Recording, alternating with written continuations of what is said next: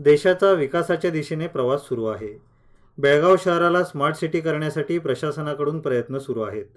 मात्र ग्रामीण भागातील लोकांच्या समस्या सोडवण्याकडे प्रशासनाचे दुर्लक्ष होत असल्याचे जाणवते। स्वातंत्र्याच्या 70 वर्षांनंतरही बेळगुंदी गावातील शेतकऱ्यांना मार्कंडेय नदीवरील साकवाचा आधार घ्यावा लागतो आहे। इथल्या शेतकऱ्यांना शेती करण्यासाठी आपल्या जीवाशी खेळ करावा लागत आहे। याविषयी तरुण भारत सोशल मीडियाच्या प्रतिनिधींनी शेतकऱ्यांशी संवाद साधून त्यांची व्यथा जाणून घेतली। विकासासाठी प्रशासनामार्फत विविध प्रकारच्या योजना राबवल्या जातात। या योजनांसाठी लाखो करोडो रुपयांचा निधीही खर्च केला जातो। मात्र बेळगुंदी भागातील शेतकऱ्यांसाठी प्रशासनामार्फत कोणत्याही प्रकारच्या योजना राबवल्या जात नाहीत, अशा इथल्या शेतकऱ्यांच्या तक्रारी होत आहेत। कारण इथला शेतकरी गेल्या 70 वर्षापासून मार्कंडेय नदीवरील या धोकादायक अशा साकवावरून प्रवास करताना दिसत आहे। या नदीच्या पलीकडे बेळगुंदी भागातील सुमारे 150 ते 200 एकर जमिनी आहेत। हा शेतकरी, हा इथला बळीराजा जो आहे, या अशा धोकादायक साकवावरून आपला जीव मुठीत घेऊन ये जा करताना दिसतो आहे। प्रशासनाचे या भागातील शेतकऱ्यांच्या विकासाकडे दुर्लक्ष झाले आहे। तरुण भारत सोशल मीडियाच्या माध्यमातून शेतकऱ्यांची व्यथा जाणून घेण्याचा आपण आज प्रयत्न करत आहोत। नदीचे आडी बाद झाल्यापासून आम्हाला इकडे आता 2 वर्ष आम्हाला जायलाच मिळे नाही। त्या कोण याच्याकडे बघत नाहीत, पंचायती बी कुठली येऊन हे करत नाही।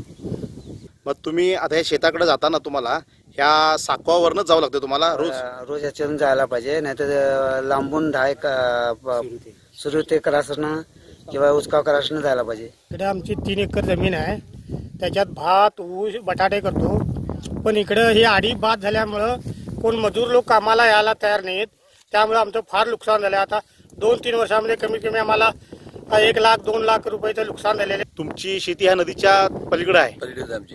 किती एकर शेती आहे तुमची? आमची 7.5 एकर आहे। काय काय घेता पिकं त्याच्यामध्ये? उजने भातच घे।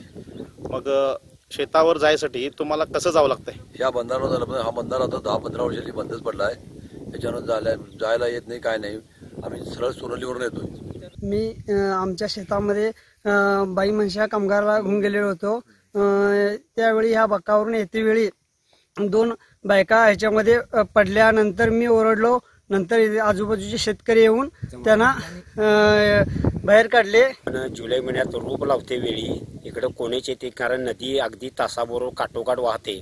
त्यामुळे लेडीज वगैरे यायला इकडे भीतात। यायचं असेल तर मला उचकाव कतरून किंवा सुरू ते क्रॉसून ते पॉवर टेलर चिखल करण्यासाठी पॉवर टेलर घेऊन यावं लागतंय।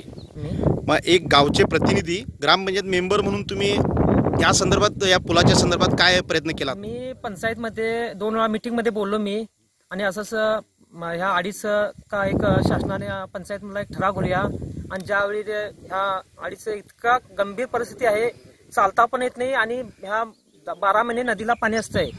जर शासनाने या आडीकडं जर महिन्याभरात दखल नाही घेतली तर आम्ही ह्या भागातील सर्व शेतकरी जिल्हाधिकाऱ्याकडे जाऊन मोर्चा करणार आहे।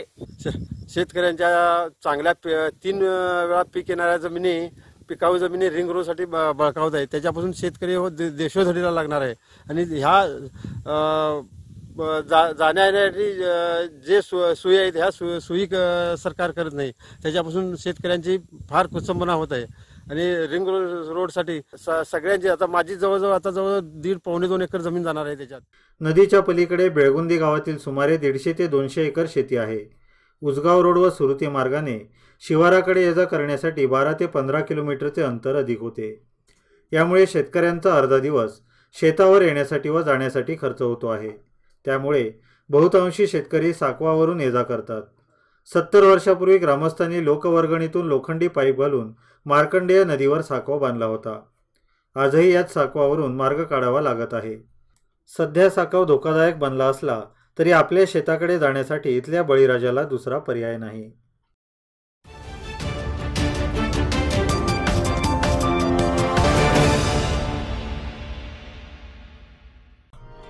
धनवृद्धी योजना प्रति महिना रुपये 5,500 गुंतवा व मिळवा रुपये 5,66,000 महिन्यात। कमीत कमी गुंतवणूक रुपये 550 प्रति महिना, जास्तीत जास्त गुंतवणूक रुपये 5,500 प्रति महिना।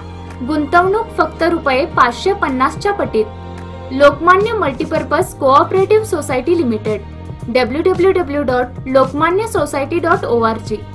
प्रधान कार्यालय 195/A Nasco Royal Guruwarpeth Tilakwadi Belgaum.